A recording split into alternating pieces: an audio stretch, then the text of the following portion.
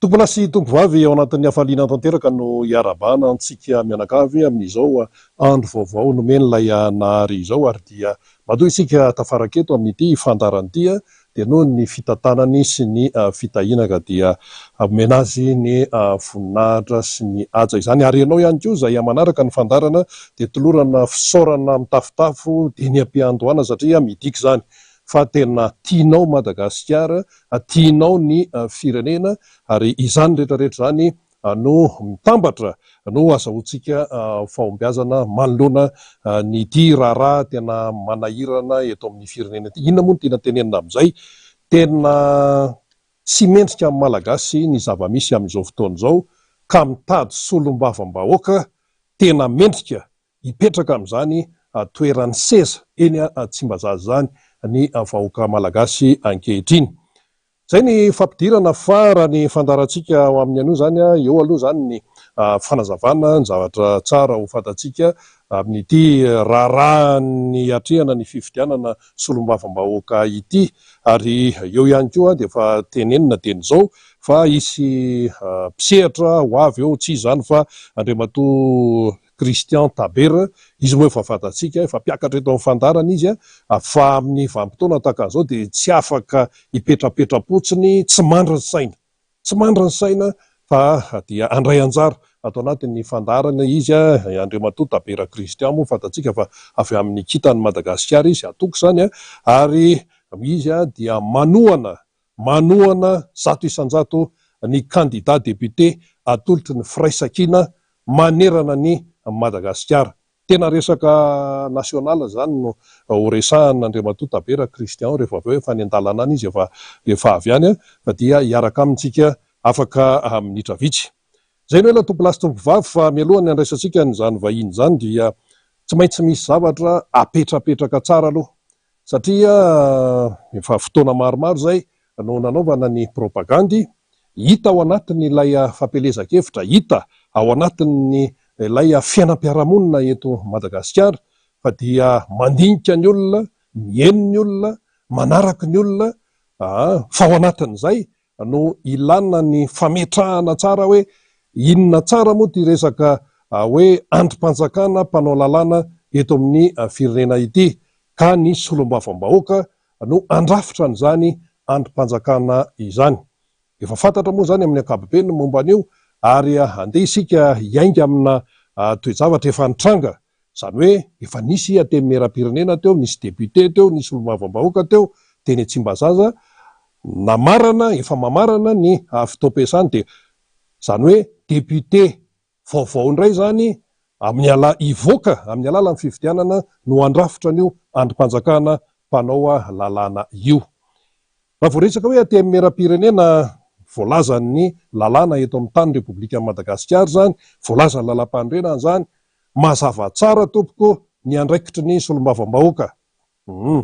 Fa ny tena zava-dehibe ao anatin'ilay izy dia hoe mpanao lalàna izy, ao anatin'io lalàna io no misy an'ilay hoe volavolan-dalàna izay avy any amin'ny gouvernemanta, ao anatin'io misy ny tolo-dalàna izay mivoaka avy ao amin'ny solombavam-bahoaka ihany, fa na volavolan-dalàna io na tolo-dalàna io dia diniana, fakafakaina, alalinina izany fahefana eny Tsimbazaza izany fahefana mpanao lalàna. Izay le izy. Dia akoatran'izay ihany koa hoe manara-maso ny asan'ny gouvernemanta. Ka andeha ary sika izay le faran'izay no resantsika, satria izay zany tena ataontsika hoe mahakasika ny fiainantsika vahoaka malagasy amin'izao fotoana izao. Inona ny tadiaviny vahoaka malagasy ankehitriny? Ny tadiaviny tompoko dia ny hoe député izay andrafitra an'io ateny meram-pirenena io dia député tena anao ny asany araka ny voalazan'ny lalàna. Zay ny tadiavinay vahoaka, zay ny tadiavin'ny malagasy, satria raha mijery ny zavatra niainana hatramin'izay izy dia ataontsika hoe manahirana no milaza azy, dia atao hoe tsy nahafa-po mihitsy. Alana ao anatin'izay kosa aloha raha ny teo zany ny solombavam-bahoaka lany tamin'ny alalan'ny tiako Madagasikara izay mpiakatra eto amin'ny miara-manonjy eto, fa ireo zany tamin'le teo na vitsy anisa aza dia tena miteny ny zavatra tsy mety, satria izay le asa hoe manara-maso ny asan'ny gouvernemanta. tena nanara-maso ny asan'ny gouvernemanta ve ireo nylaza fa maronisa teo anivony io anteny meram-pirenena io, nanara-maso ve satria raha ny tokony izy mantsy amin'le fahefana ho ampindramin'ny vahoaka nylay solombavam-bahoaka mila mandonda tabatra tompoko rehefa misalotra ny anarana hoe député, mila mandonda tabatra fa tsy maika fotsiny hoe za rehefa député de manana assistant parlementaire de manao miady sisiny eo daholo zay mba teanao assistant parlementaire satria misy vola raisanao sinsiasinzisa. Tsy mila an'izany ny vahoaka malagasy fa ny ilainy ny vahoaka malagasy teny hoe solombavam-bahoaka mandonda tabatra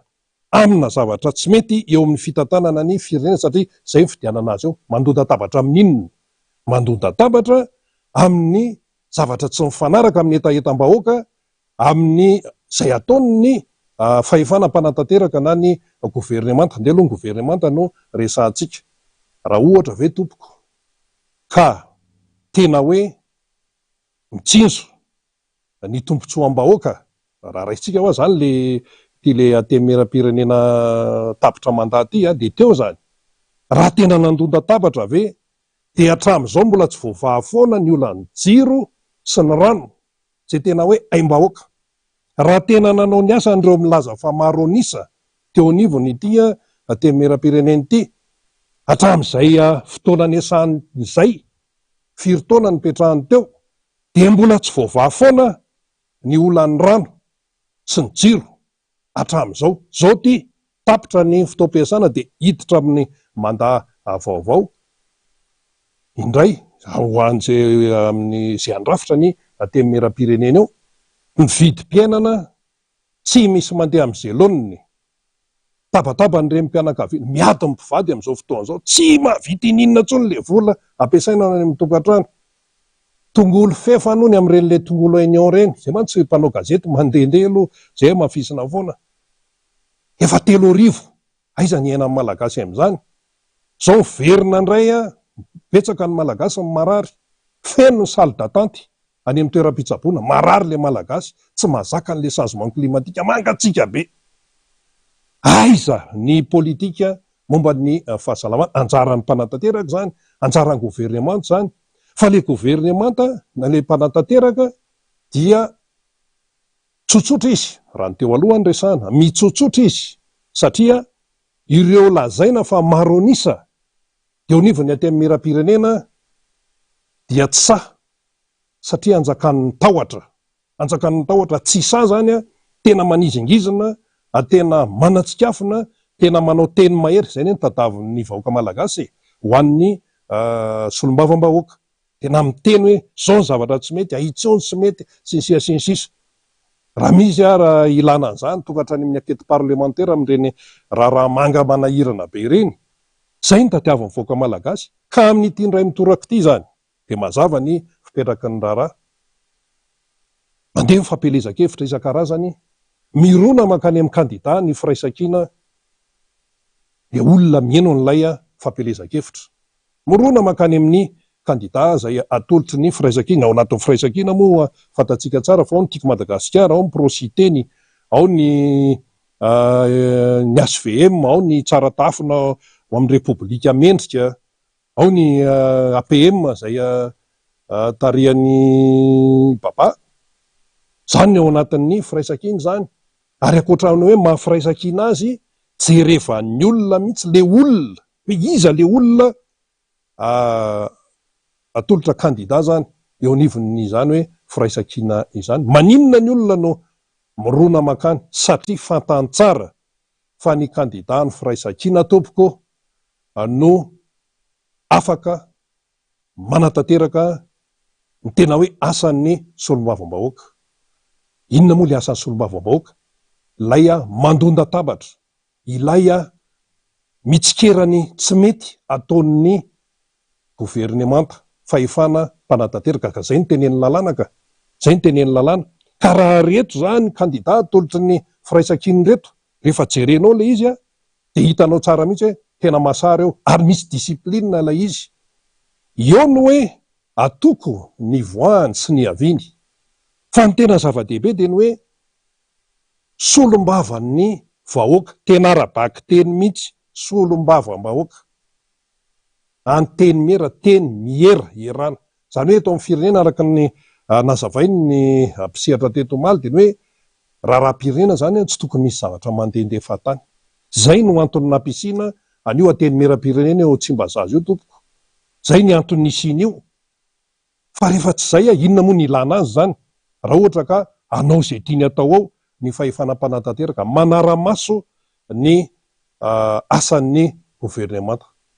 manara-maso le hoe manara-maso tsy hoe raisina fotsiny am'izay hoe manara-maso de hoe ahoana mifantehana eo sy sisa fa mila miteny ary mila manapotsipotsitra ny zavatra tsy inona moa ny tadiavin'ny malagasy amin'izao fotoana izao ny tadiavin'ny malagasy de hoe raha ity misy olana de vahana ny olana iza ny mpamaha olana ny fahefanam-panatanteraka ny mamaha olana satria ny fahefanam-panatanteraka no mikirakira ny vola no mikirakira ny teti-bola-panjakana zay lanina atao amin'ny ateny mera-pirenena zareo no mikirakira an'io ny asan'ny governemanta de miatraika any amin'ny vahoaka malagasy miatraika ny isa-tokantrano zay ny le izy ka rehefa tsy mandeha amin'ny laoniny zany le atao amin'ny asan'ny governemanta dia ireto ilay député reto no manaitaitra miteny mahery raha ilaina ary tena miteny masika hoe tsy mendrika amin'ny voaka malagasy zao ataonareo zao ary tonga hatrany amin'ny fanaovana ny motion de censure hoe tena tsy izy tsony tia fa mandeha anao motion de censure zay raha le tamin'le farany teo nefa nisy motion de censure efa nikotrika tao fa nitsefitra le motion de censure satria naninona tonga de mibetrohan'ny avaria amin'ny ambonery fahefanam-panatanteraka no fahefanam-panatanteraka no ivon'ny fiadinan'ny repoblika koa fahefanam-panatanteraka hoe tsy mety io sinsisa zany ve natao hoe demokrasia de ankehitriny zany zay no fipetrany amin'ny hoe leo le olona leo le fomba fiasa izay tsy nahitana ininona mihitsy teo amin'izay resaka hoe andraikitra ny fahefanam-panatanteraka zay io any raisika le resaka hoe jiro sy rano teo resaka hoe jirama zao ne zany zao vazaha fitatanao ka na vazaha io na tsy vazaha io na inona le petrakolana mbola mipetraka foana izany hoe le politika mpanjakana no tsy araka ny tokony izy ary lay solombavam-bahoaka zay miteny hoe maronisa teo anivon'ilay fahefana mpanao lalàna dia tsy miteny tsy mandray andraiky tsika rehetra mihitsy miteny hoe raha nandray andraikitra ve ny tao tam'le teo zany de mbola tsy hovaovao fa ty resaka jiro sy rano ty raha zay fotsiny no alaitsika ohatra fa be dehibe tompoko ny zavatra azo tenenina dikan'izay zany raha ny zavatra nisy teo aloha de lasa mandeha ila lay fiainam-pirenena satria misy androm-panjakana manao zay tiany atao manao zay mapetipety azy tsy mahavaolana fa le androm-panjakana zay tokony anara-maso ato asana matahotra na inona fa dia ny solombavam-bahoaka izay mpanohatra tika Madagasikara zany zao no tena hita be teo manohatra reny arina vitsy anisa raha zareo tam'izany dia mihaino azy ny olona hoe tena zay tokoa no izy tena tsy arakaraky ny tena nieritreretiny ty zavatra ty fa soa ihany ara fa nisy an'reto solombavam-bahoaka avy amin'ny tika Madagasikara eto de tam'izany zany ary mitondra fanazavana eto amin'tony fandarana teto amin'ny MBS tony isan'andro latsinainy talata alarobia alakamisy zoma tondra fanazavana eto satria sehatra fahana miteny ihany koa itony ka raha ho avy zany ilay fifidianana solombavam-bahoaka amin'ny alarobia ho avy zao de ny lôjikan-javatra zany de tsotra kely lôjika de tsotra kely miatefany amin'ny solombavam-bahoaka any amin'ny kandida solombavam-bahoaka izay atolotry ny firaisankina ny safidin'ny olona ary zay ny dikan'io soratra ngedabe ao an-damosy koa ao aoriana koa hoe fidio ny solombavam-bahoaka kandida atolotry ny firaisankina satria reo koa rehefa tonga ao amin'ny ateny mera-pirenena ao tsy hoe anao zay tiany fa eo aloha le voalazany lalàna hoe zao ny andraikitra zao ny andraikitra, fa eo ihany koa no hoe manaraka disiplinina, satria tsy hoe amin'ny anaran'ny tenany izy mandeha ao ka hanao zay tiany ao, fa ato mbola misy an'ilay disiplinina izay tsy maintsy arahana, fiarahana toko le izy, fiarahana ny ao anatiny zany firaisan-kiny zany, ao ny TIM, ao ny prositena, ao ny SVM, ao ny tsaratafina ho repoblika mendrika, ao ny APM, mazava tsara zany, zany hoe misy fampifezana, fa tsy hoe ao de hoe za zao libra, za zao patron an-tenako de anao zay tiako atoko, za nga voafehefehan'izan'iza any hafa any zany, fa raha ny kandida ny firaisan-kina na dia manaraka fitsipika, manaraka disiplinina ary mikatsaka ny tombotsoam-bahoaka. Zay ny ilazana an'le hoe solombavambahoaka Madagasikara, lanto amin'ny distrika na voafidy azy le kandida, fa eo ihany koa mbola mitondra izy hoe solombavambahoaka ny Madagasikara. Zay zany le tena tiatsika tenenina amin'ity raharaha ty, fa lizy mantsy ohatra mandeha fotsiny zany eny anivon'ny fiarahamonina eny hoe tsy mahazo maronisa hony, mahazo maronisa eo amin'ny antenimieram-pirenena hony no tena hoe zay ny tena mety, ka raha maronisa tsy aninona ara dia ahoana, inona ny fiantraikan'izany amin'ny fiainantsika bahoaka, fiainantsika bahoaka, fa raha maronisa tena manatanteraka tsara ny fahefan'ny teneniny lalam-panorenana, fahefana omena ny solombavambahoaka, zay ny tena izy. Ka amin'ity fifidianana ity zany mazava ny resaka, tsotra ny resaka, mila maronisa ny avy aty amin'ny kandida atolotry ny firaisan-kina, mila maronisa, tsy ny atao hoe fianakaviam-behan'ny mpanohatra. Io zany tsy vita amin'ny teny fotsiny hoe tena sarotra ny fiainana, ahoana ihany izy ty tena manahirana, zay mantsy no eno raindray eny amin'ny hivitsika eny. Dikan'izay zany, raha ohatra ianao tsy mifidy, raha ohatra ianao icroiser les bras, raha ohatra ianao andeha anjono amin'ny alarobia hoe tena zay raha nga tena tsy any, de ianao ihany, isika ihany no hifafankiho atsika,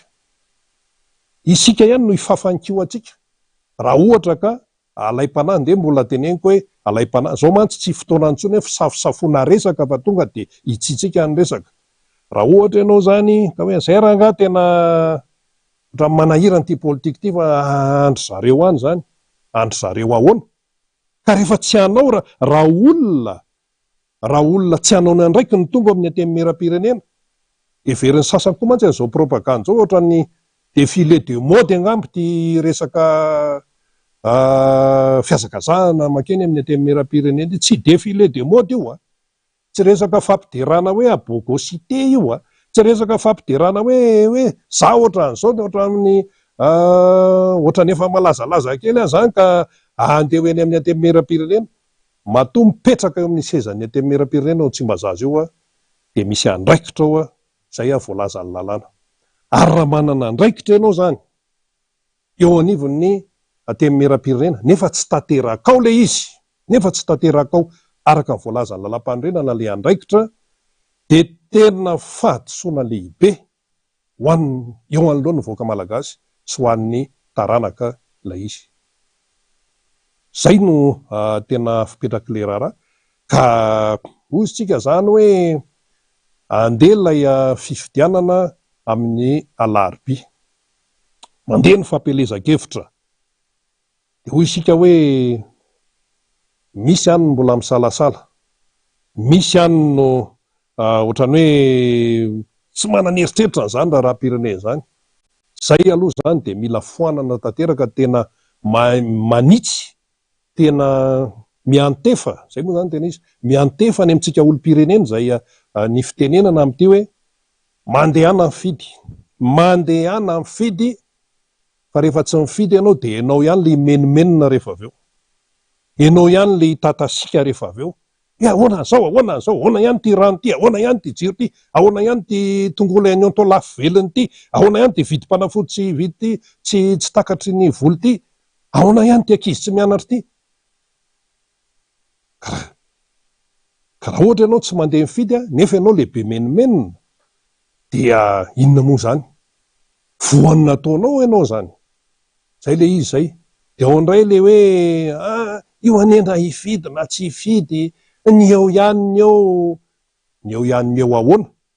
ny andraikitra ao mihitsy no tsy niraisana, dia lasa mahazovahana ilay tsy mahay an'le asa. Lasa olona tsy tokony hipetraka eo amin'ilay toerana ny sezan'ny solombavambaoka no mipetraka eo. Dia rehefa mipetraka eo izy tsy fantany tokony ataony, metimety aminy mamay azy, ny ampiditra assistant parlementaire izay efa niresaka tamin'ny tany ambadibadika any no mamaika azy, mety fianakaviany io na mety akamany io na mety iny, zay mamaimaika azy aloha, fa tsy le fiainanao vahoaka ary problema jiro. Zao nera olona problema daholo. Ka maninona le problema eto amin'ny firenena tsy mety voava? Tsy mety voava le problema satria le fahefanam-panatanteraka zay eo am-pelatanandro zareo ny haitsika vahoaka, satria izy mikirakira amin'ny vola, izy manatanteraka ny politika générale de l'État sy ny sisa, ao izy, fa ilay fahefanam-panara-maso tsy manao ny asany. Nefa le olona ato amin'ny fahefanam-panara-maso, le mpanao lalàna, tsy arakaraka le tokony ho izy mipetraka eo, satria ianao tsy nandeha mifidy. Dikan'izay zany, mandehana mifidy dia kara-pifidianana alaifo. Zay nandehandeha tany rehetrarehetra tany tompoko. La teto Antananarivo ary zany fa misy fokontany izay mbola misavovona ny kara-pifidianana. Eto zany dia miteny satria fotoanan'izao ty tsisy resaka kipasipasoka intsony ty, fotoanan'izao mandehana alaivo ny kara-pifidianana. Ndana mihitsy mihazakazaka alaivo ny kara-pifidianana satria misy mbola misavosavosa ihany ny sasany any naninany, zay tsy hanonona toerana eto. Fa ino tsika an'io lakamisy? Lakamisy tsika an'io, lakamisy zoma, sabotsy sy ny lady ary tokony mbola ivoko ny any fokontany rehetrarehetra any, satria raha-manky ty, raha-pirenena ty, mba misy organisation zany atao any rehetrarehetra any. Dia ho an'izay mbola tsy nahazo ny kara-pifidianana satria ilaina moa zany reny, dia ndana mihazakazaka makany. Ho an'izay varim-bariana dia aza varim-bariana intsony. Sao dia olona tsy araky ny eritreretinao, sao dia olona tsy havitany andraikiny, fa ny intérêt manokana no mamaika azo no hipetraka eo amin'io sezan'ny antenimieram-pirenena eo, dia ianao ihany no mivoha amin'izay rehetrarehetra izay. Nefa rehefa misy ny zavatra tsy mandeha eto amin'ny firenena, dia ianao izay tsy nandray andraikitra ihany no betaraina, mametsiny sy sisa. Nefa misy apahana andraikitra goavana izay tokony nampiasaina tsy nampiasaina. Dia eo indrindra zany amin'izao fotoan'izao rehefa mandeha ilay fampelezan-kevitra, dia miseho lany ny tsy fanarahan-dalàna, miseho lany ny fanaparam-pahefana, abus de pouvoir, miseho lany ny fampifangaroana fampifangaroana ny andraikitra, miseho lany ny fampitahorana etsy sy eroa. Efa betsaka izay, ary matoa ny teo anivon'ny mpitarika, anivon'ny firaisan-kina, miteny mafy momba an'io, mampaneno lakilosy momba an'io, dia tena mianaka ilay izy arakaraka ny hoe anatonana n'ilay amin'ny laribia anaovana amin'ny fifidianana no mampiseho lany ihany koa ny tsy fanarahan-dalàna. Dia inona moa zany hoe mbola aty amin'ny propagande dia efa miseho ny tsy fanarahan-dalàna? Inona mahatonga an'izany? Tahotra amin'ny mahatonga an'io. Raha ny ety amin'ny firaisan-kina tompoko, inona ny atahorana an'izay fifidianana? Matoa miditra amin'io dia sa zay. Sa zay fa tsy hoe resaka akan-dasitra ity. Fa zao kosa rehefa manao fifidianana tahaka an'izao oka tompoko mba hajaina le lalàna. Fa rehefa tsy hajaina ny lalàna, dia repoblika inona zany ny fiantsoana eto Madagasikara? Repoblika inona? Ny sasany mantsy sidokany fotsiny ny ohatra hoe tonga zao ny SADC sehatra resam-pirenena. Ary io fomba fijery ny sehatra resam-pirenena efa nasiany ny co-président ny firaisan-kina, ny président Marc Ravalomanana fitenenana io le conférence de presse farany teo iny, hoe oka ny sehatra raisam-pirenena mba tena hijery tsara ny zava-misy. Fa le sehatra raisam-pirenena ihany koa rehefa jerena ohatra manao fijery safy be mantsina, ohatra manao fijery safy be mantsina amin'ny lamina ny any Madagasikara. Asa tsy fantako inona ny hoe tena important amin'y zareo, hoe inona ny tena zava-dehibe aminy, ny any Israely sa ny any Ukraine sa iza. Fa ny antsika malagasy aloha dia ny raharaham-pirenentsika, tsika malagasy aloha ny tena tompony ary sika ny tena mahafantatra azy. Fa raha fijery akapobeny fotsiny nataony reto sehatra raisam-pirenena, io nasiany président Marc Ravalomanana fitenenana io, ary tony fandarany tony misy mandika teny enony zareo any tony dia aleo aloha enony tsara mihitsy. Fa oka mba tena hijery ny tena zava-misy, manao fanadihadiana raha tena tia fantatra ny zava-misy eto Madagasikara. Fa le fijerena kapobeny zany lasa ohatran'ny fialokalofan'ny le fomba fijery kapobeny tsy tena mitrandraka, ny mety hoe fomba fijeriny any ivelany ihany ny zava-misy eto Madagasikara, lasa fialokalofan'ny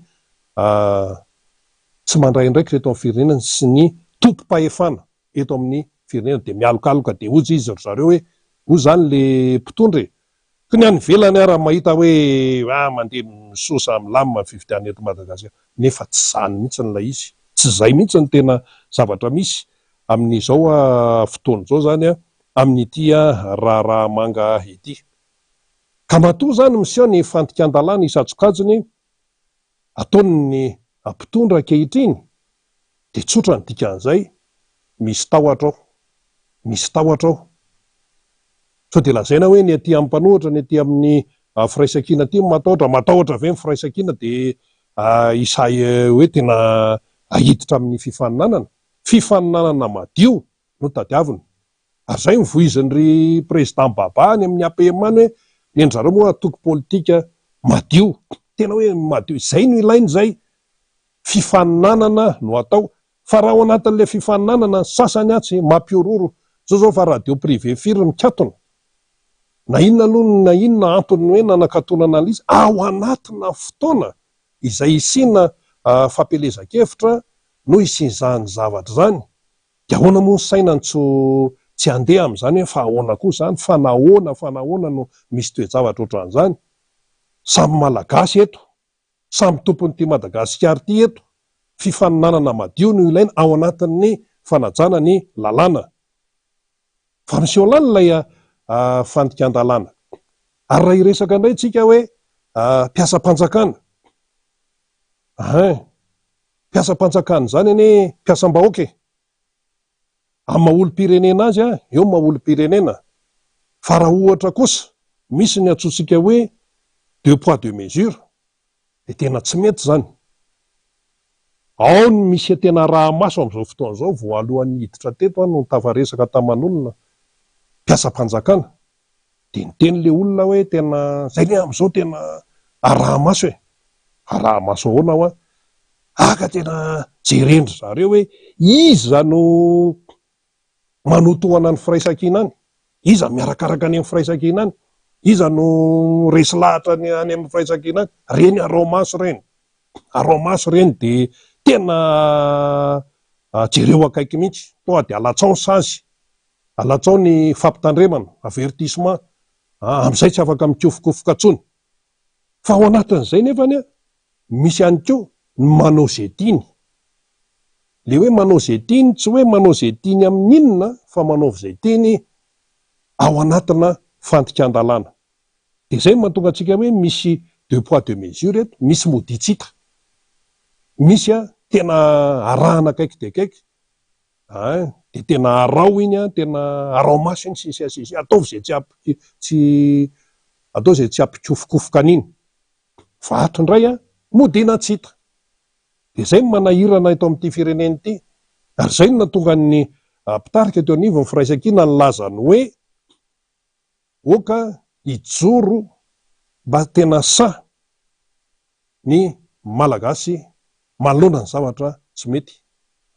Samy izany mandray andraikitra aty alohan'ny fifidianana. Efa mitranga ny tsy fandaharan-dalàna isan-karazany, misy andininy mazava tsara nefa milaza zany efa impiry zany no nitenenina teto, dia mila mandray andraikitra manoloana an'ireny. mandrindra ny vanim-potoanany fifidianana, aorinan'ny fifidianana, fa tsy hoe vita de hoe voisam-bady de any de tsika, fa ataon'ny olona mifanaovana azy rehefa samy tsy misy taitra, rehefa samy matoritory, ary zay ny tadavon'ny sasany hoe avy alao reo atoritory eo, rehefa mahantra ave reo avitan'ny hoe andinika tsony ny sainy, tsy izany tsony zao. Raha ohatra zany ka tena ataontsika ao anatina fitenenana mahafoka be zany ny tiano tenenina de ny hoe malagasy tompoko amin'io fifidianana solombavam-bahoaka io dia mila député zay andrafitra ny teny mera-pirenena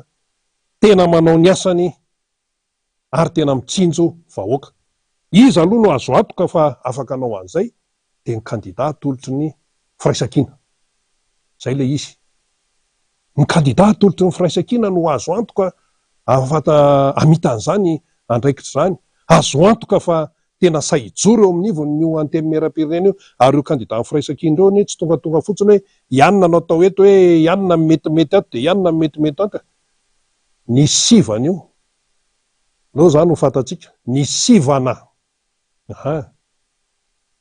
fa tsy hoe tonga de nandeha fotsiny na hoe atao 27 deboka, aiza koa nisy an'izany raha-pirenena, tsy an'izany 27 deboka zany io, fa nisy sivana tao, nisy fandinihana lalina tao. Manahoana ty olony ty, manahoana ny momba azy, akoatran'le hoe amin'ny anaran'ny firaisankina zany fa tsy zany olona mitondra hoe kandida ny firaisankina zany tompoko de olona mafeny fepetra,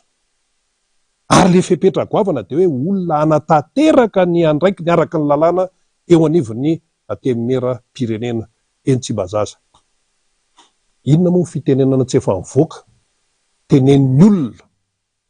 momba ny resaka hoe teny mera-pirenena ao Tsimbazaza io, raha ny tany aloha tany zany ny jerena, malety député manana dossier, député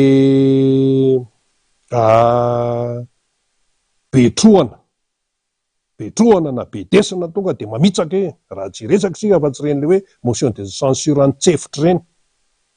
zany ve ny tadiavin'ny voaka malagasy? Tsy izany no tadiavin'ny voaka malagasy, tsy mila an'izany tsony ny voaka malagasy, fa ny tadiaviny de solombavam-bahoaka masamijoro, masamiteny, mitondra ny teniny, ary tena masan-teny, miady ny tombotsoany, satria ao izay mantsy le sehatra hoe ny ateny mera-pirenena ne sehatry ny demokrasia, kianjan'ny demokrasia, kianjan'ny demokrasia amin'inona? Anarana fotsiny iny raha ohatra ka tsy anatanteraka zay tokony ho tanterahany ireo solombavam-bahoaka. Ka eto zany de tsotra le fitenenana hoe ny kandida solombavam-bahoaka atolotra ny firaisankina de azo antoka fa anatanteraka ny andraikitra maha solombavam-bahoaka azy, satria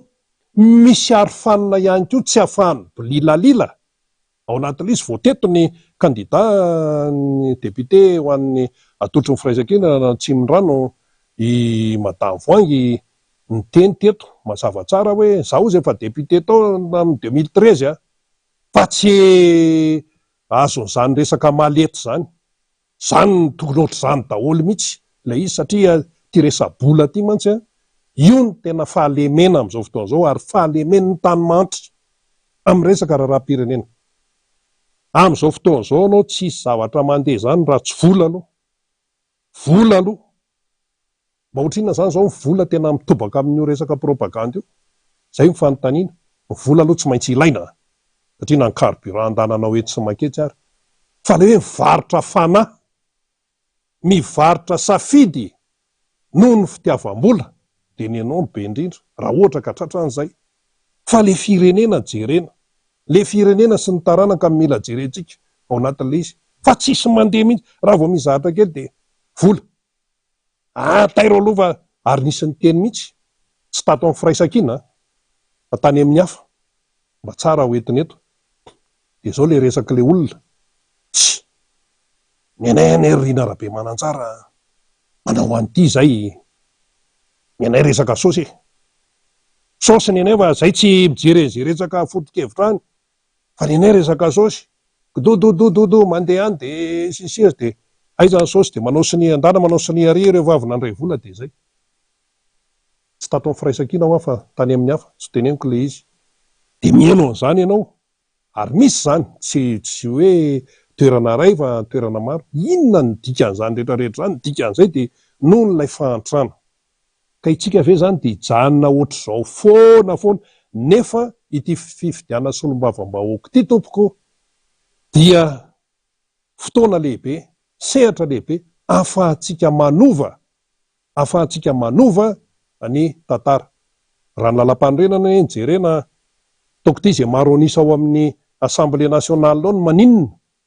no manolotra amin'ny prime ministre anety amin'ny firaisankina zany no maro anisany miaraka amin'izay mpanohatra zany raha zay ny faniritsika menakavy ary tanteraka zany dia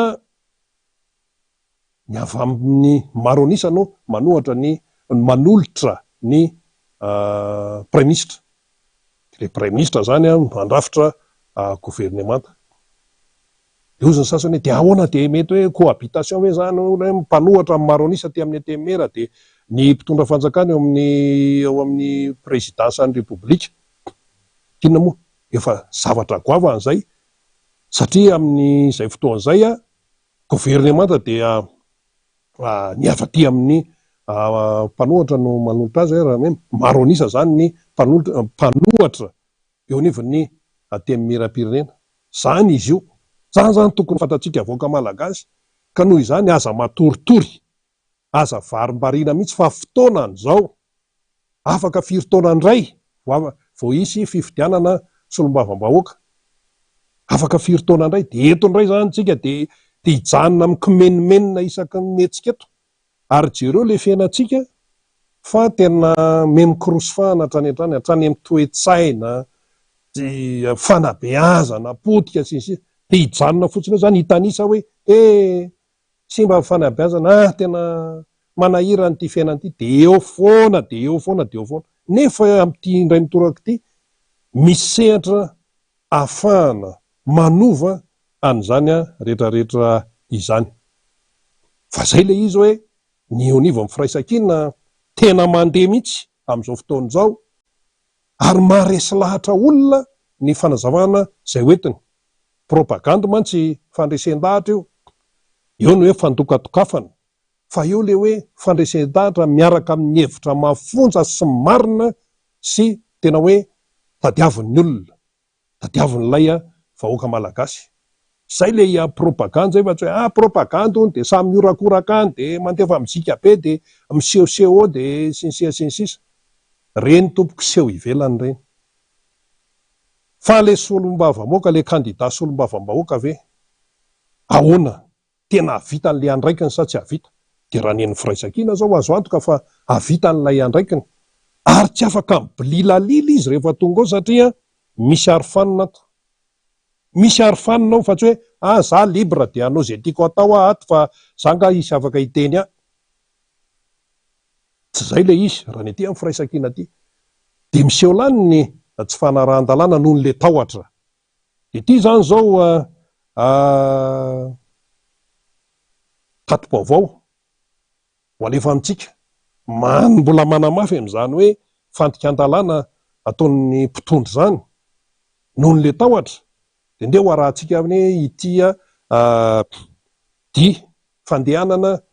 nataony teo anivon'ny firaisankina ity efa noentin'ireo mpanao gazety moa zany ny tato-baovao momba an'izay fa de loha averintsika kely atao anatin'ny fandarana fahatsika mahatsapa zany hoe maninona no mbola mandika lalàna ary tsy te halala an'izay lalàna eto amin'ny firenena ny mpitondra manoloana an'izao toe-javatra izao satria noho n'lay tahotra ndeha ho arahantsika vetrany ary andro fefatra ambin'ny folo amin'ny fampelezan-kevitra amin'ny fifidianana solombavam-bahoaka isika amin'izao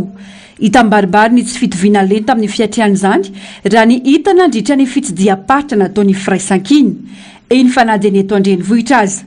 tsy manaraka ny fenitra demokratika no miaro fandikan-dalàna ny fampelezan-kevitra misy amin'izao hoy ny filoham-piara-mitantana ny firaisankiny fampelezan-kevitra dia anehoana hevitra malalaka tovy rehetra nefa amin'ity fampielezan-kevitra miseho ty tsy izay fa nila kilana ary lilina filambaniny ka raha ohatra hoe manontany ahy ianareo hoe ahoana fahitako azy tsy manaraka mifenitra amin'ny fanaovana fampielezan-kevitra lizy matoa ny teny andreny kabary eny milaza fa hoe amin'ny laharana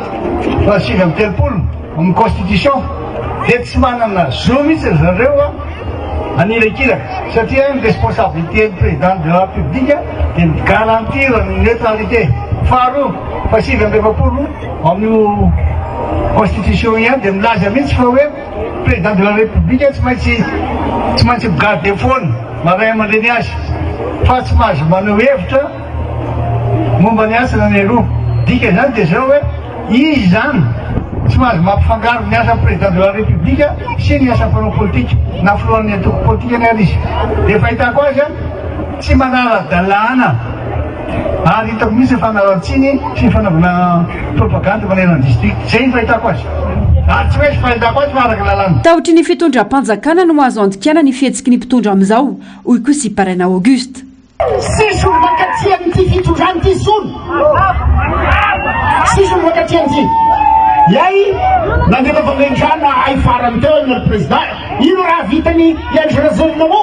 kabony raiky vitany wc public raiky vitany fangendrana akory ny fidanana sud-est am'zany sy fidanaza ay sy fidanazy nanay laotra sy fidanazy ny tamatafy sy fidanazy ao taminarivo tandremanareo soa dia misy soro mandidy atoa hotratry farany fa hoe sisy fidanio matokanareo soro mandidy ka izay manahirana anazy lasa sy manara-dalàna tenen'ny président teo satria matahotra izy mangovotry mandrovo sy efa mananao tao fahatany tena zavatra tokony zazo atao ataony ka io sapiovara io sapiovara fizaragny zirona ko volany raha koa ny volany banque mondiale filet de sécurité tosika fameny alay fazaranareo io alay volohomeny fe vato alasakanareo vato ny firesakina ihany ankoatra ireo tany amin'ny faritra maro isinna fanararotana sy fandikandalana ihany koa ny tao miandry vazo raha ny tatitra misy colonel anankiray sy toloko magnarany fa fataky sika tsara misy izy any gendarme dia miaraka manao propagande amin'ny candidat mpazakana dia hoe ity dia fidio satria ity dia vitianay fantatray anao ny fandriam-pahalemana enareo ane na iana ie candidat eo asanareo zany ny fandriam-pahalemana zany satria enareo zany ny tena mampisiko sy mampisy ty fandriam-pahalemana ity raha ianareo gendarme ko tenao politique manaova démission dia milasa candidat misy maranina manao faranareo sy magnampy ataovana asanareo mahazo fitandreo-filamegnana anareo sécurité anareo fiarovana le vahoaka anareo fasa miditra politika anareo fa tandremo mora mivadika mitoratoa tsy taza-potsy ny firaisan-kina fanao ny fomba rehetra mpanjakana ny tany tantalana isy ny fitoriana ho apetraka izy ireo malohany zany araka ny efa namafisiny ny vovonana anao fitoriana mihitsy izahay any fitoriana ataonay mazava atalefanay to Madagasikara dia alefanay makany velaka ho avy eo daholo reo sadeka ho avy eo ny COI ho avy eo daholo zareo union européenne nanao fanamarana zareo hoe marina tokoa fa misy tena fanitsakitsahana lalam-panorenana za manitsakitsaka lalam-panorenana zay zava-dozy tsy maintsy mitona an'izay zay kiondalana lehibe ity fifidianana solombavam-bahoaka ity aneho'ny olom-pirenena rehetra ny safidy mba hananganana firenena vanina ary ametrana olom-banina afaka hitondra fanovana eto amin'ny firenena nampatsahivy firaisan-kina indray hoany tena mahazava-dehibe ity fifidianana ho atrehina afaka izinandro ity izy zany no mamola vola lalàna aroso hitondrana ny firenena dia mampandana zay volavolan-lalàna zay miaraka ny teti-bolam-panjakana hoe ty ny budget atokana mba ampandrosoana ny ty amin'ny fahatelo telo-mandidy ohatra ary fahatelo farany manara-maso izy miasa ny gouvernemanta dia rehefa tsy manaraka tsara gouvernemanta dia teneny afaka manao empêchement amindreo izy afaka manao motion de censure izy zay ny asany ny zany zany mila malala zany ny vahoaka zay ny matonga ty tiampalalanjareo reo tsy atahotra tsony izy ireo satria zava-doza mihitsy misy eto Madagasikara atao zay tsy ampalalana ny vahoaka ny zava-misy marina sy ny lalàna momba an'izay dia matahotra izy dia rehefa matahotra izy dia azo ndeto ampitahorina isaky zay naovany azy eo dia zay no mahatonga anay ty mametraka afaka sy manoro azy. Zay no mahatonga amin'ny tetety hoe teo aho malala tsara ny fomba mitantanana ny hoe fifidianana malalaka madio. Izoran'ny fifidianana anatin'ny filaminana sy anekeny rehetra ny voka-pifidianana. Mitaky ny ampy tsara ny mpitondra ireo tsy fanaran-dalàna atao ny vovonana firaisan-kiny, indrindra ny fandraisana andraikitry ny CENIS ny HCC ny andraikiny ka ampiasany ireo fahefany eo ampelatanany ampiarana sazy avoalazany lalàna amin'ireo izay manao fandikan-dalàna sy ireo kandida izay nahazo tombony tamin'ireo tsy fanaran-dalàna ireo. Miantso ny fiombona be iraisam-pirenena ihany koa tsy taza-potsiny fanitsakitsahana ny lalàna mifeny fifidianana eto Madagasikara sy ny fanosiosiana ireo soatoavina demokratika iraisam-pirenena izay ataony mpitondra ankehitriny ny vovonana firaisan-kiny. Rinatra Andriamasinoro, candidat natoko tiako Madagasikara, natolotry ny vovonana ny firaisan-kiny larana voalohany eto amin'ny boriboritany faefatra. Rinatra Andriamasinoro, tanora sa, mijoro, miady vahoaka, kovitio sy olom-bavam-bahoaka atsika eto amin'ny boriboritany faefatra. Rinatra Andriamasinoro, larana voalohany.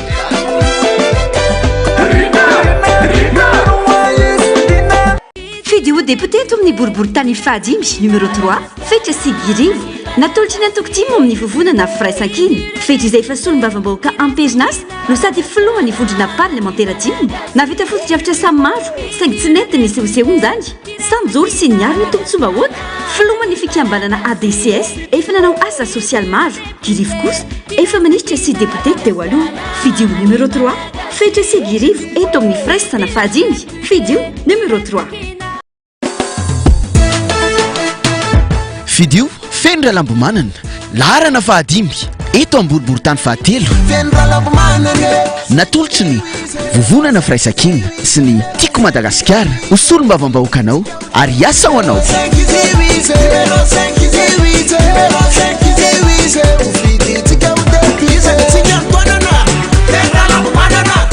Allô, vahoaka anao Tsimorano, dada ihany ty niresaka amin'ireo mivantana.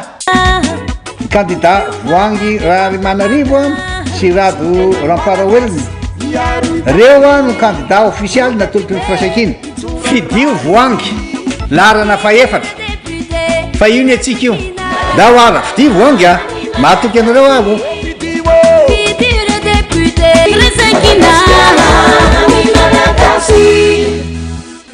Allô, district Ambohidratsimo. Dada ihany ty fidio député tsika Marc Belville. Dia mananakazy koa le familya tena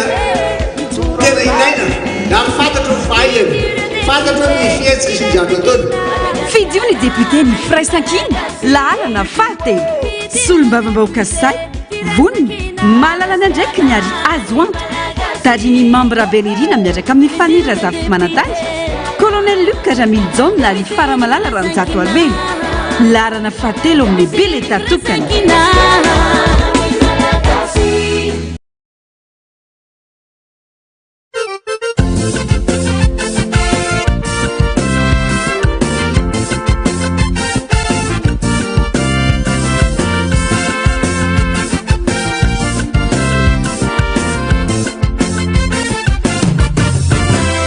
District Manjakandina eno itsale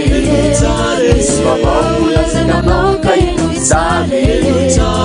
zainao zava-dehibe zay no tanjovy sika rehetra tsy maintsy mandresy zay no tsalovy hosolo tenanao itondrainga avao solombavam-bahoaky tsy azo tapenam-bafy na koefasiva fa tena iase hoaniza hoany vahoaky latsaka candidat Andriamanga belesiny apoge belesiny apoge arahina lamako sira tsy miato arahina tie ao leroa asio mafy ialaiaky amin'ny fandrano ireo kolokolo sy tsy tandalana ifamarinana ho an'ny vahoaka niasa tao ho an'ny vahoaka ny zavavita ho an'ny vahoaka ny joratrano sy misy mitsoke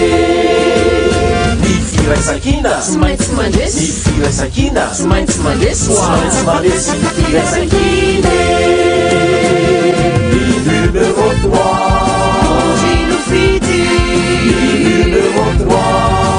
Gino Fity Fity Henri numéro 3.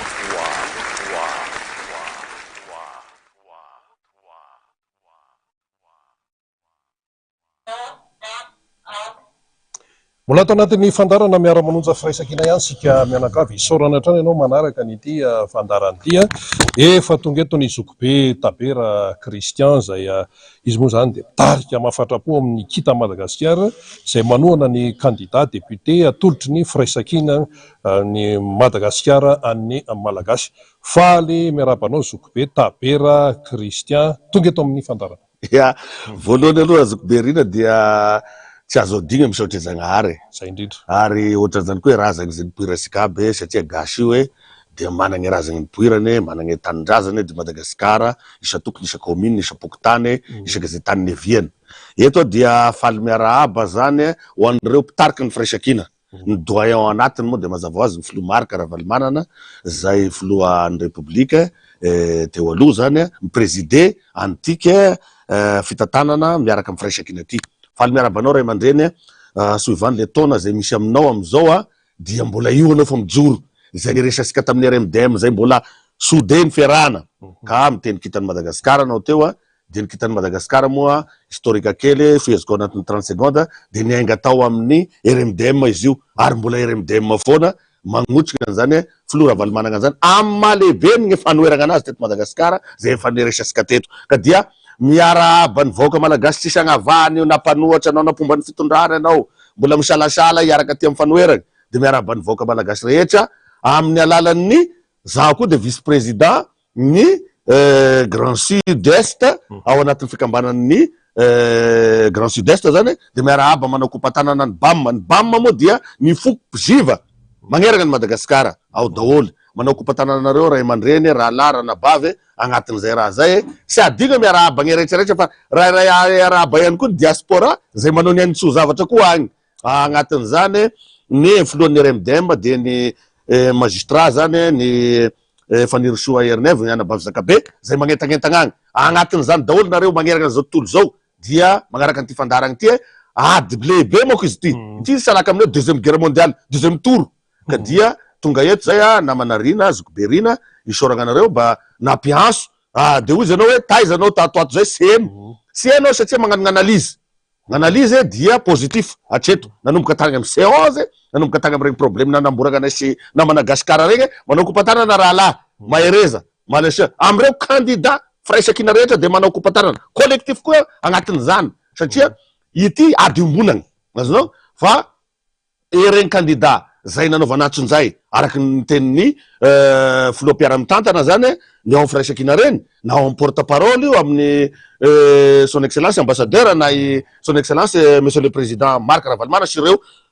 vondrony firaisan-kina manerana zany tsy voatanisy eto daholo mako satria misy 10 laza reo ao matanjaka ao ry présidence teny zay candidat ao ry IAPM zay manana candidat koa zany ary ka amy faritsy gn'Atagnala rika amy districtny Kongo zany rehetrarehetra zany sy ireo firaisan-kina rehetrarehetra magnerana ny Madagasikara 68 district 101 candidat ohatran'izay koa collectif 18 district firme candidat zareo iaraka daholo any sy ireo indépendant soit 10 ans fa nanaovana antsonjay dia miaraka amitsika tsy tonony gn'agnara eto reo manao kompatanana fotsiny zany amreo ka dia misokatra ny adievitra amity sy ny fanentanana ny olona ho tonga fidy maro amity zavatra ty de manao kompatanana ihany koa an'ireo mpandrara zay manohana tsy tonony gn'agnara eto zay manohana ao tsy tonony gn'agnara eto eo ao faritra Ambohidratrimo zay faritra iadidiko zay andasako vato manao kompatanana amin'izy mirahalahy amin'ny député Mambra Benirina sy ry prailista aminy ao ry Faniry zay rapirahalahy tamitsika teto miara-manonja ser colonel Singitary ser Ranabavy de manao kompatanana an'ireny mpandrara ao regny nampivarotra fripe anao ao nampivarotra légume anao ao dia manao kompatanana tsy adigno am'izany farany vodiana tsy mandeha aloha dia ny président ny atoko kitany Madagasikara sady président CRN provisoire eto Madagasikara dia Andriamatoa Tabera Randriamanasoa zay ray niteraka anazy zany tsy adigno am'zany koa ny faritra Atsimo-Atsinanana sy ny vahoaka ny Atsimo-Atsinanana satria misy candidat agny isoraka ny filoha Marc Ravalomanana zay filoha ambony nitarika antika Fraisakina ty vao avy tavangain-drano izy io zao de nakaty nanoana ny honorable Joasy Eleonore sy ny tariny isoraka anareo délégation zay avy tagny ary mitery eto de misadresse sady Fraisakina ihany no hery ka dia misokatra ny adevitra amiraha lahy. Ka resiko am'izay tenin'Andriamatoa Tabera Christian zay zany izy mitefitefoka tsara mihitsy fitenenana fa ampandany ny candidat Fraisakina ianao zany manerana amin'ny Madagasikara inona no antony? No ataony de ny stratégie efa mipetrapetraky fa sotataraigny ambony plateau eto aby voalohany aloha zany dia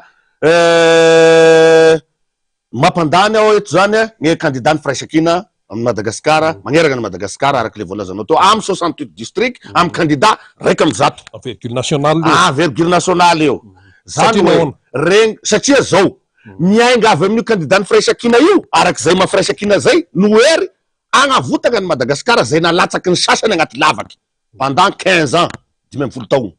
ka asika zany eto kiondalany iray ty revoaka malagasy hoy izy nareo agnontany araky ny fanamafisan'ny président Marc Ravalomanana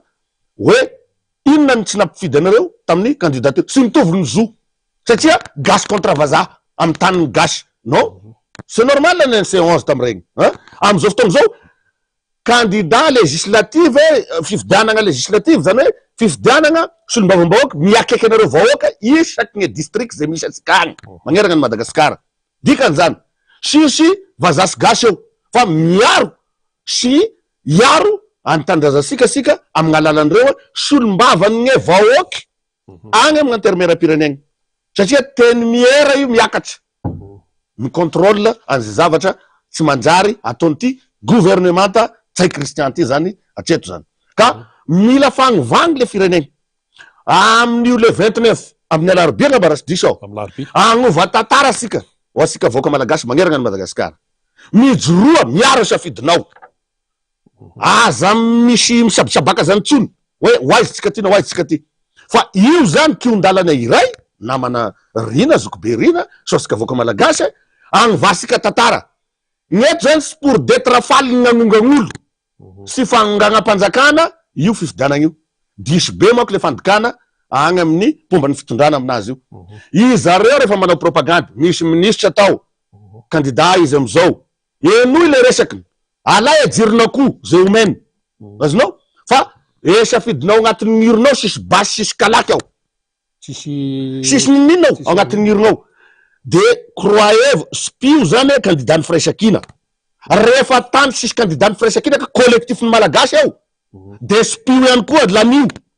rehefa sisy collectif ny malagasy koa ao soi-disant regny candidat ny indépendant regny olo tsika ihany izy regny zay sy tokon'ny agnara lanio zay satria 120 district moa amizao zay le izy tamile nanio satria Tanimora mbola nahazo teo azonao 120 izy amizao azafady Tanimora koa amizao lany azonao ke tiako teneniny da zao 120 district io na 68 asika 101 candidat mba farafarasy asika magnatsatsa decorum afa asika magnova ny tantara-pirenegna de 80 75 90 candidat ny Fraisakina sy ny collectif ny lany ao de manolotra ny préministre ny préministre asika agnatanteraka programme anasan'ny état zany hoe cohabitation zany zavatsy misy eo raha agneky izy fa raha sy agneky izy efa sa bonne position de force izy eo satria rivotry mandeha io ane amy mampanao politika asika mpanao analyse na manarina zokobe dia ny rivotry mandeha amizao na tianao na sy tianao na tian'ny président Rajoelina na ny régime na zao aby na Irmara io lesy tokony azy milasaky raha tena hoe nagnaraky lalagny Irmara tamin'andro ny filoha Marc Ravalomanana zao sy misy an'izao ny agnaran'ny filoha Marc Ravalomanana zany ao agnatin'ny atoko fa tiako Madagasikara ao izy zany hoe tanindrazany ambonany Madagasikara ao izy ka tsy avelany viravirainy de io no lasahany candidat amizany fa magnino moa amizany Irmara raha zany ministre intérieur sy nomeko laissez-passer sy nomeko eo fa niorak efa tsisy magnarada eto zany efa bordel de merde sisy lalagny zany eto fanjakan'ny Babylone eto Texas Ranger Walker eto samy mampiasa ny basy anagnany azonao ka etiako zakaigny ny alarobia le 29 ho asika voaka malagasy sisagna dia ady io ohatran'le 29 mars io 29 sambo mipoka amy distrika zay anagnany agny ary manengy anareo aho raha vao tsy manara-dalàna koa satria ny filohan'ny ACC zay nilaza regny zavatra lazainy regny izy tatao masina farany teo tamin'ny afakobaly de mbola nametraky izy tsy mifampiasy tsy izakay azafady ray aman-dreny sady babako anao rafozako azafady koa ny amy président CNI sady babako jamais vu que hoe olo avy amina farafangana agny no président CNI koa rehefa aveo tena fier d'être misy ao zany hoe olo avy amina amy région sy avy amy farafangana agny président CNI fa maninona zany mangala baraka asika farafangana maninona tsy miteny manoloana kay zay le izy de mangala baraka ny tonga de fa globalité de fa agnatin'izay tena miala siny miala fony ray aman-dreny fa nivoaka amy fahanginana kely de eto de critique sady teny anareo ary tsy janona tsony tahaka ny ray aman-dreny filohan'ny ray aman-dreny agny amin'ny izy moa Noël amin'ny fikambanam-beny ray aman-dreny ara-draza na de teny tension zay nanaovanareo azy ny vilam-bava mbola niteny farany ane izy teo araky ny teniny mialatsiny miala fotro miala saloy fito izy ny amiral Didier Ratsiraka paix à son âme fa nilaza izy tamy vaovao hoe i Madagasikara hoy zay de efa tsy any gasy tsony araky ny voalaza ny filohan'ny intermeran'do olona tamy fiainany zareo tao ray zay ary ny fomba gasy efa mondialisation zao izy ny filohan'ny intermeran'do olona fa ragnanareo agny fomba gasy nareo ty ino qu'est-ce que ça veut dire dikany zany efa ny cadastre ny Madagasikara io zany efa mivazaha agny satria i filoha vazaha depuis ka ny filohan'ny ACC na ny ACC ka nanaiky problème mitovy ange mety teto Madagasikara na de misy tsy fidivisany kely tao Sénégal de nijoro ny fitsarana avy momba lalam-panorenana tao Sénégal hoe tsy mazy milatsaka rehefa membo vazaha aleo tonga de globalité comme zay le izy fa magnino nefa ny teto Madagasikara ny vindimbola ny mpitsara za tsy tonona fa miliara gny nandeha tao na hodikodiny miliara tao dia nanaiky an'le article 42 tsy ny président Rajoelina ny problème fa ny lalàna de milaza kosa aoka tsika agnaja lalàgna satria enarany any amin'ny aina manjery manontolo any amin'ny université de première année en droit en matière de droit io zavatry io animba zavatry io ka hoy za hoe nanomboka tao de fa fanjakana bananiera zany ty sisy lalàgny fe article 39 zay nazavainy filoha maro karavalomana natao tsoro mandidy article 49 zay inona ny voalaza ao feheziko amy banitokany sy azo ataon'ny filoha perenena no mibaskilato na mibaskilato zany hoe manao findrafidrao voatao za filohan'ny republika zao za voalia ty vo ny fanena amin'iny lalana tsara sotsy iny andeha hoaizany ray miaraka anaty Mercedes anao agny hoaiza dikany zany efa sy fagnazany lalàgny diso tafahoatry de aza tesy le reo la amy 29 mars way efa le tolona sady le ao anaty lohako mialatsiny miala fondro 7 mai oui 7 mai alarobia ka alarobia ka raha misy vahoaka mise révolté par district eto mialatsiny miala fondro fa sy Christian Taberany manao hoe mikomina azonao fa arakaraky ny zavatra ataonareo ny antsonjay ohatrany hoe miresaka zao eto tao Manakara inona moa no ataon'ny gouverneur ny analamanga mandeha mitety manany boatra any aminay ihany angasy tsy misy gouverneur ao sady général any agnao sady gouverneur amy faritra vatovavy ao misy ao azonao fa ino no ataon'ny gouverneur ny analamanga miaraka amina PDG na orinasa matanjaky eto Madagasikara miaraka amreo mpiarady aminy tao nandeha nanaporoporotsy satria le candidat ray le nampanaovana déclaration igny manao kompatanana rahalahy courage fakafantatra tsara tsika amy rahalahy zandriko anao zanaky ny président fokotany nisana tao igny karosety zay azonao raha maheno anazy androany de ampiteneno izy raha mavandy aho fa mahay ana bandy io azonao de nampitaorona reo sy ny babany sy ny fianakaviany oui de anaovy déclaration de hoe manoana any reto eto dia manao ansoavy ny candidat ny Irmara ao Manakara misy magistrat pahay lalàgny magistrat administrative financier ny ray amreo za tsy tonga agnaran'olo eto azonao voalohany aloha amy fombandrazany aminay sud-est agny sy misy lehilahy ka ho dépassene viavy zany raha miresaka agnaty tragno be azonao fa igny moa gn'anazy safidy sy lalako nafantany zanaky abany ve izy andragno be na sy zanaky abany izy andragno be fa raha Christian Tabera sy maraiky deuxième liste na viavy zany raha nanao teo ny tsy nanaovako moa misy fandamigna agnatin'ny firaisakina da magnazan'izay aho ary ny mission megnana eto dia manohana tsisy fepetra any candidat ny firaisakina rehefa tany tsisy firaisakina araky ny voalazany rahalahy honorable sady candidat Fidèle Razarapiera de manohana collectif asika inona tongany hoe manohana tsy misy fepetra manohana tsy misy fepetra ho an'ny candidat ny firaisakina satria miainga amin'io ny fagnovagna tantarany Madagasikara miainga amin'io alarobia io zay le izy zay eny ary ka lizy moa fa nazavainao tao ihany fa ny andraikitry le olo-pirenena mihitsy no tina mafy le andraikitry le olo-pirenena moa zany de mitodika fisika voaka malagasy sagnavanao e misy karaha zay le izy zaho de miteny aminareo raiso ny fagnomezany zay omenay candidat am'izao fotoagna zao surtout le candidat avy agny amin'ny voky menaky ino moa dikany voky menaky ninagny raiso reo fa volanareo ihany reo fa rehefa agnaty urna alatsao tsy pio le croix hoe firaisakina ihany noery agnavotasika ny Madagasikara fa aza falifaly le mahazo 25 000 mahazo 50 000 franc io resagny io fa sy ariary azonao zany ny farany be ny gros bras angambany mety agny amin'ny 20 000 ariary agny farany be na 30 000 ariary hoaninareo androany zany de vita suivant le famevanan'ny ariary eto sisy dikany ene zany de tsy mahazo vary tapagony hoany e volany e mola fa lasa ame manakagna e vatonareo afantaranareo fa tsy ola dalinareo na de ambany tanàna aza saforana body fotsy rineny tamin'ny matv tamin'ny alina nijery misy azafady mitonga agnara eto de mafantatra tsara ny filohan'ny republique nafantatra anao zatra amizay mbola ao avao anao io anao zao mangaseky gn'andro fantany manao akory moa anao fividianana anao voafantany apamafy ny vatry na ny régime zay hoetiny satria ty fividanagny ty mbola mampatsamy va tsika voaka malagasy tsisy agnavagna ao salaka amy deuxième tour ty satria tsika teo tsisy deuxième tour sahala zany amy deuxième tour izy ny teny malagasy officialy dikany mila mitandrina asika satria zao araky ny mba analiziko sy ny rasaigny mamba eniko de zao ny zavadoza raha voazony zareo ndray maranisa io na botolo na tsy botolo fa sy maintsy botolo de tsika koa zany tsy maintsy manao bodingery koa tsy manaiky an'izay azonao satria ty efa sisy an'izany za eto de manentana koa ho an'ny pitarika ny firaisakina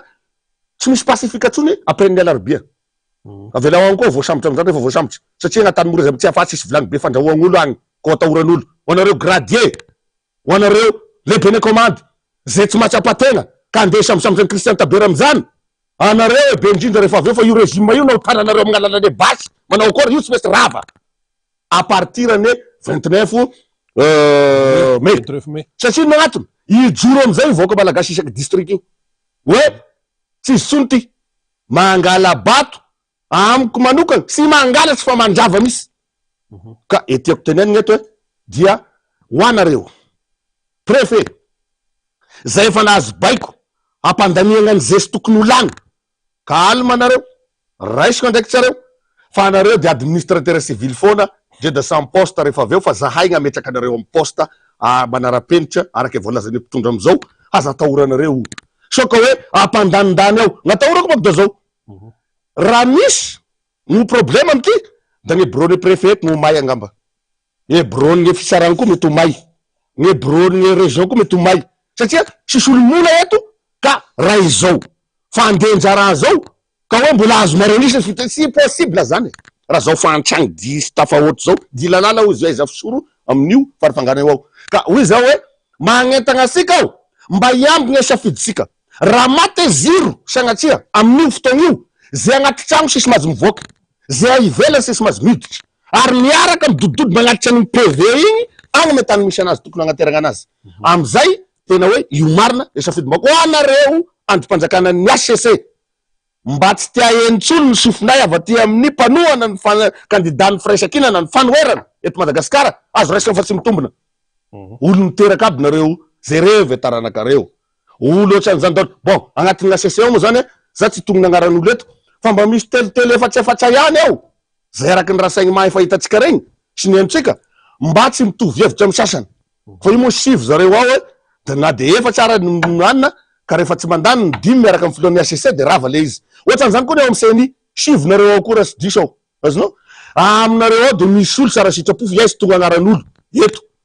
isoragna anareo regny Inona zany. dikan'le fahanginany manoloan'le tsy fanaran-dalàna. Ke fahanginana io ane de gny fatahoragna ny président république sy gny régime zay oetiny. Fahitany Christian. Ary gny vola mitota ao ka rehefa ninam-bolany ao zany rehefa ninam-bitany.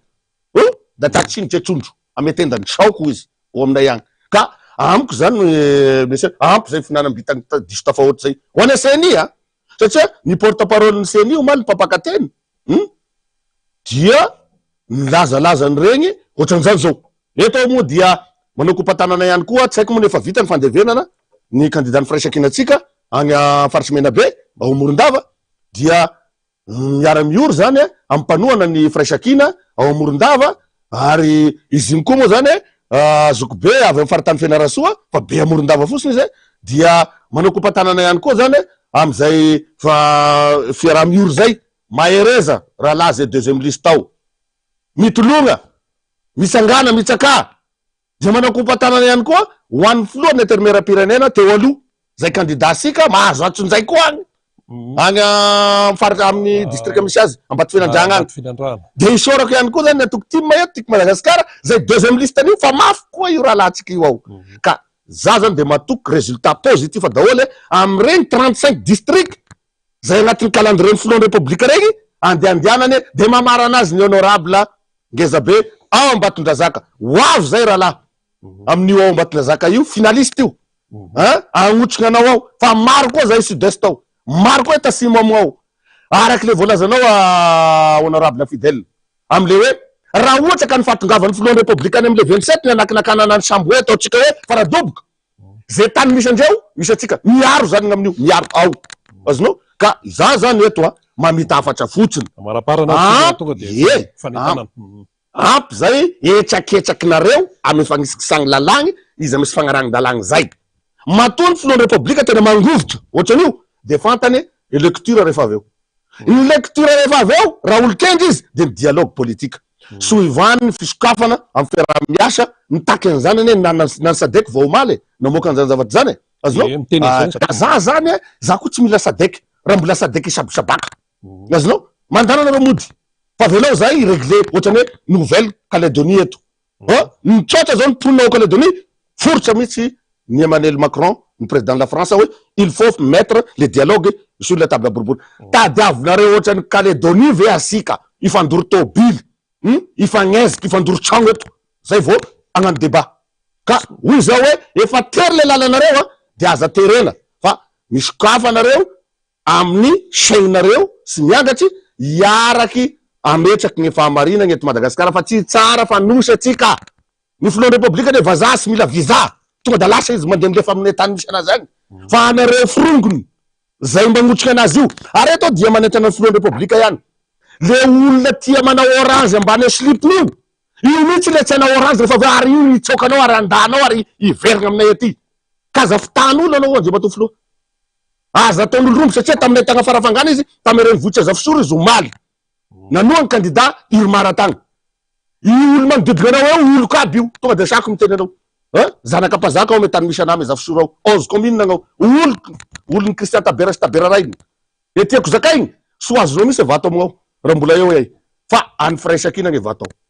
ao afarafangana moa zany ohatrany sy misy candidat ny firaisan-kina marina tena miala sy miala fondra noho ny fandaminana fa zao sy olo raha io fombanareo izy aza mamita tegna izy ny teneniko teo hoe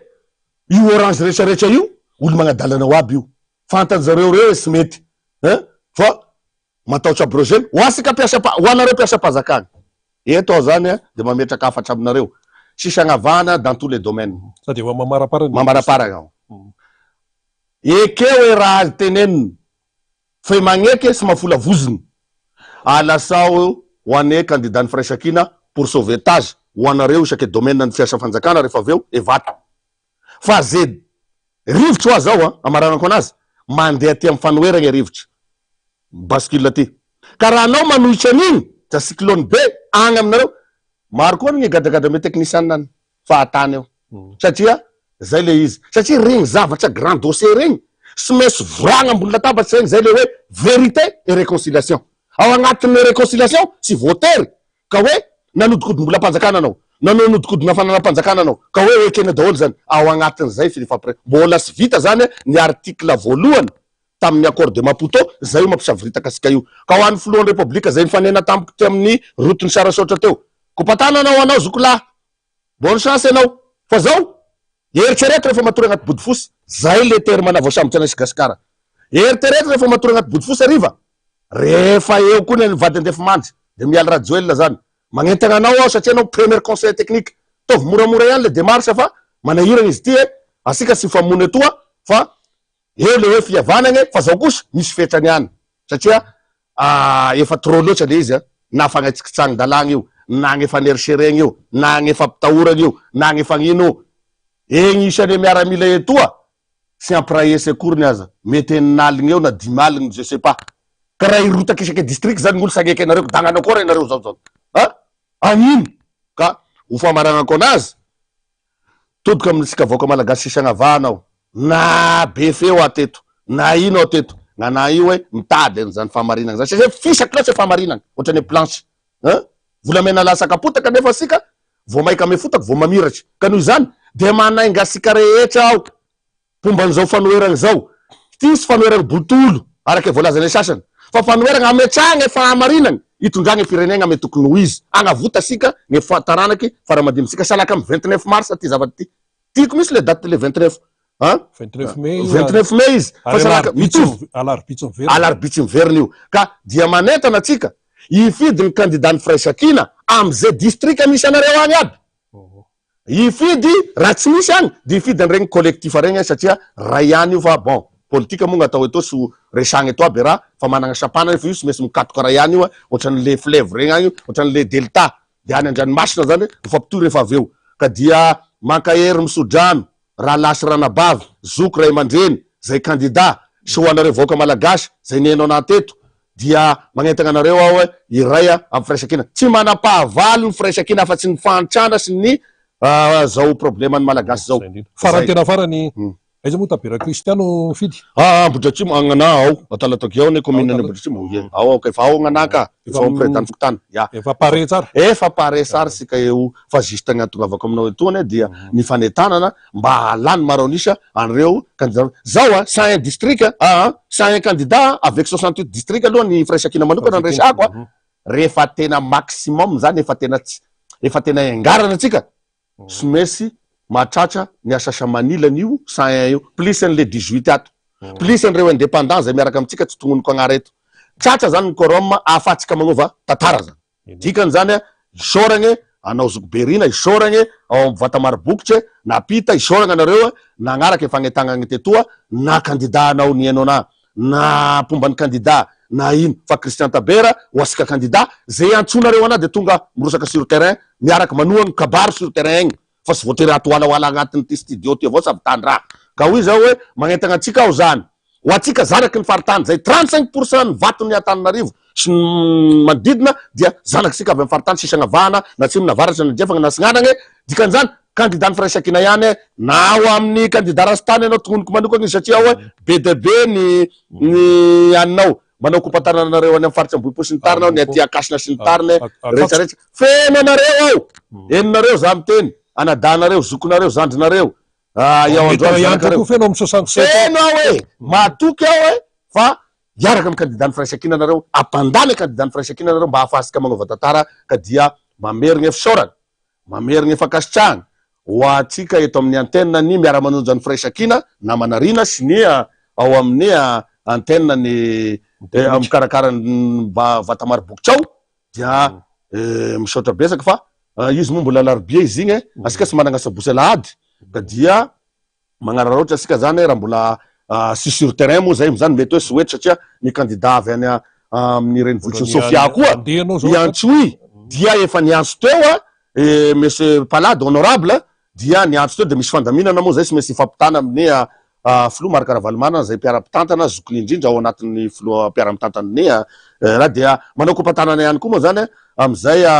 sady manao veloma ihany koa amy fankaherezana zany andreo vady amanjanaky reo filoha mpiara-mitantana sy isagnavagny reo isagny tokantragnony agny manomboka eny afaravoatra ny lehibeny a ziskany amin'ny faritany agny a manokompantanana ny Toliara ao anao Zokobe Siteny a manokompantanana ny any Kongo sy ny tariny a sy reo maro sisakavagny ao anao Zokobe Fidèle Razarapiera fantatry ny raha amboarinao ao hoe ho lany daholo nareo rehetrarehetra reo hoe ary raha vao reo ny tsy lany de atahorako fa misy tantara amin'ny distrika zay misy azy satria tsy possible mankasitraka to fahamarinana no anjaka eto am'izay ny raha retsika mianakavy any fahamarinana misaotra ny Zokobe Tabera Christian tondra zay fanentanana tondra faneho-kevitra zay tona kely aloha zay indrindra eny ary zay no namarana ny fandarantsika tamin'ity indray mitoraka ity sorany ianao naharitra hatramin'ny farany dia mirary soa antsika rehetra samy tain'Andriamanitra veloma toko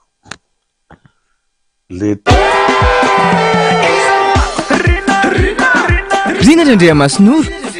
candidat natoko tiako Madagasikara natolotry ny vovonina amin'ny firaisan-kina larana voalohany eto amin'ny boriboritany faefatra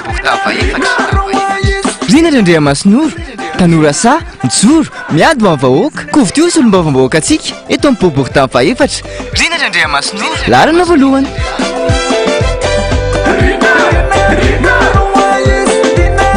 Fideo député eto amin'ny boriboritany fahadimy numéro 3 fetra Sigirivo natolotry ny antoko-timo amin'ny vovonana firaisan-kina fetra izay efa solombavam-bahoaka amperinasa no sady filohany vondrona parlementaire dimy navita foto-driavitra samy maro saingy tsy nety ny sehosehony zany samy joro sy ny ary ny tombotsoam-bahoaka filohany fikambanana ADCS efa nanao asa sosialy maro dirivo kosa efa ministra sy député teo aloha fideo numéro 3 fetra Sigirivo eto amin'ny firaisana fahadimy fideo numéro 3 Fideo fenra lambomanana larana fahadimy eto amboriboritany fahatelo natolotry ny vovonana firaisan-kina sy ny tiako Madagasikara ho solombavam-bahoaka anao ary hiasa ho anao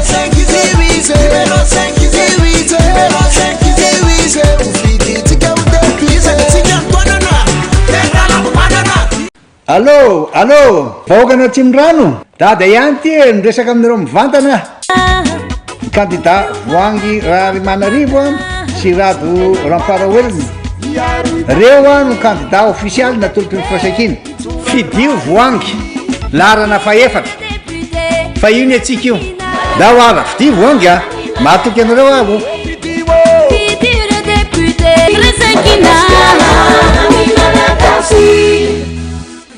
Allô district Ambohidratrimo nada ihany ty Fideo député tsika Marc Beltine de minanaka azy koa le familya tena ilaina na fantatro vahiny fantatro ny fietsika sy ny zavatra ataony Fideo ny député ny firaisan-kina larana fahatelo solombavam-bahoaka say voniny malalana ndraiky ny ary azo antoka tariny membre Benirina miaraka amin'ny fanira zavy manantany colonel Luc Ramil John ary faramalala ranjato arbeny larana fahatelo amin'ny bele tatokana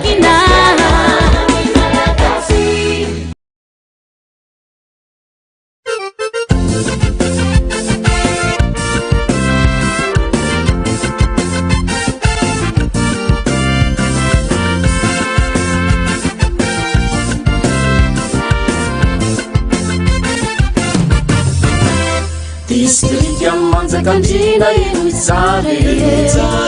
vavaola zinanoka ino izale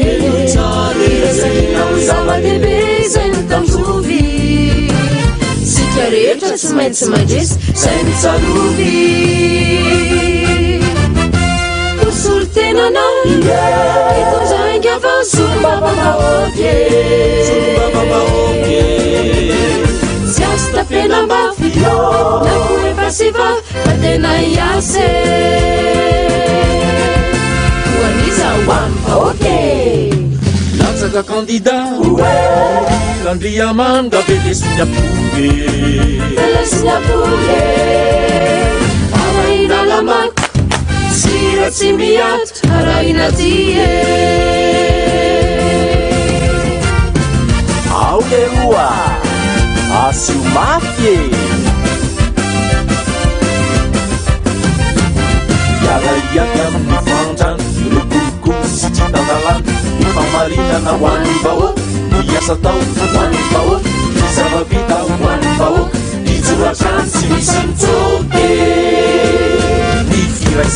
tsy maintsy mandresy ny firaisan-kina tsy maintsy mandresy tsy maintsy mandresy ny firaisan-kina